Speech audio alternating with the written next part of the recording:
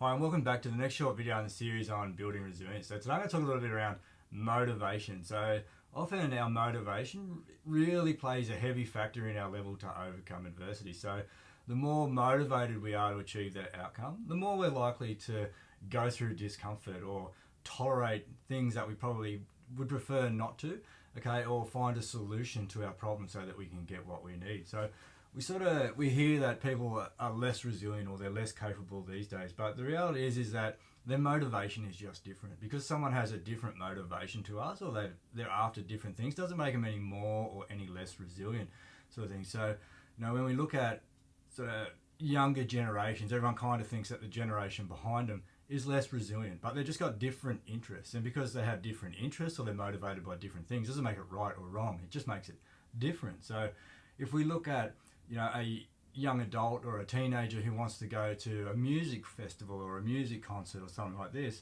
they're quite willing to sleep out for 2 days in the rain, in the weather conditions, these sort of things, to secure the concert ticket that they want. And if they go to a music festival, they're happy to camp out in all these uncomfortable environments and conditions because they're highly motivated to do that thing. Whereas if we want them to get out of bed early to go to school or to go to something we want and they show low levels of motivation, that doesn't make them non-resilient. It just means that they're just not that interested in it, or they're not motivated by what we're doing, where they show really good capacity to tolerate discomfort when they're motivated by what they want, but not when what we want. So if we can understand what motivates people, then we can understand a little bit around when they have capacity to overcome and when they don't.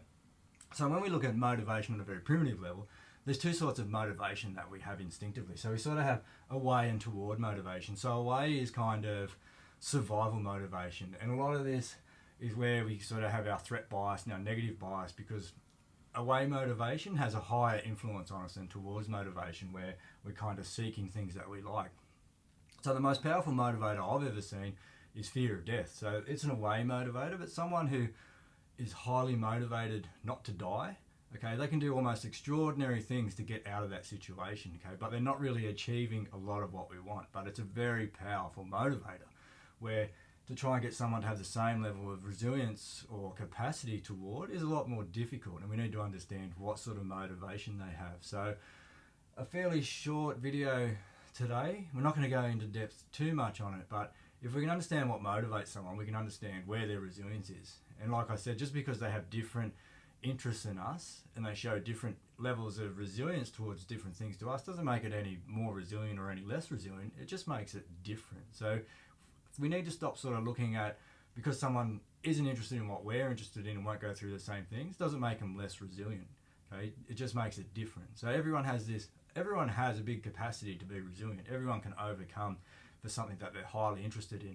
We just need to understand more about people and what they're interested in. So I hope that kind of helps a little bit. Take away a little bit of a better understanding to try and look at how you can use someone's interests and motivations to sort of help build them or help build their capacity for discomfort. As always, any questions, please feel free to reach out. There's more resources available on the website, and I hope you're enjoying the series, and I look forward to presenting the next short video.